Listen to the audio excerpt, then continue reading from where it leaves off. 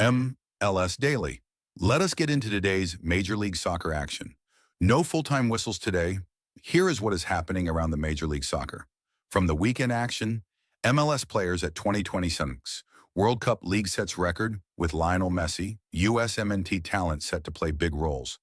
According to CBS Sports Soccer, a record 44 MLS players will compete in the 2026 World Cup, highlighting the league's massive global growth since the tournament was last in North America. MLS Thoughts, Cap's future in limbo, youth report, Arfsten surges, and more. ASN's Brian Sciaretta is here with his latest thoughts around the MLS, including his weekly youth report on U.S. youth internationals. According to American Soccer Now, MLS Youth Report, Hall, Miller, and Tsakiris enjoy big performances amid strong season for young Yanks. ASN's Brian Sciaretta breaks down the midweek for young Americans in MLS with Julian Hall and Peyton Miller scoring big goals and Nico Tsakiris leading a San Jose turnaround.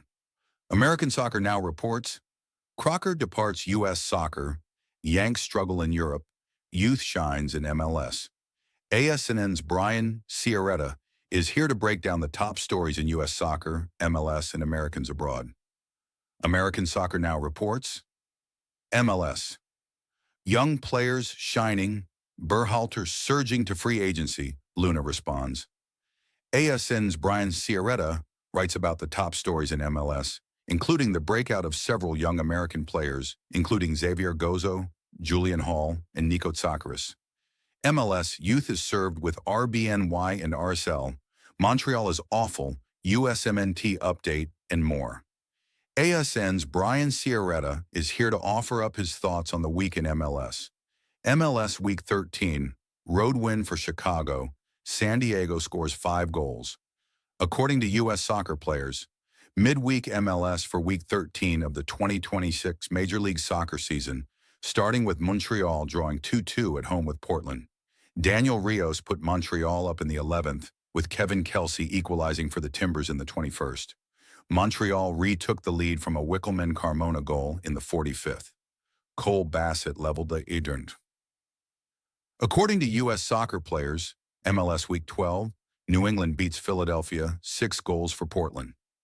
Week 12 of the 2026 MLS season started with Inter Miami winning 4-2 at Toronto FC.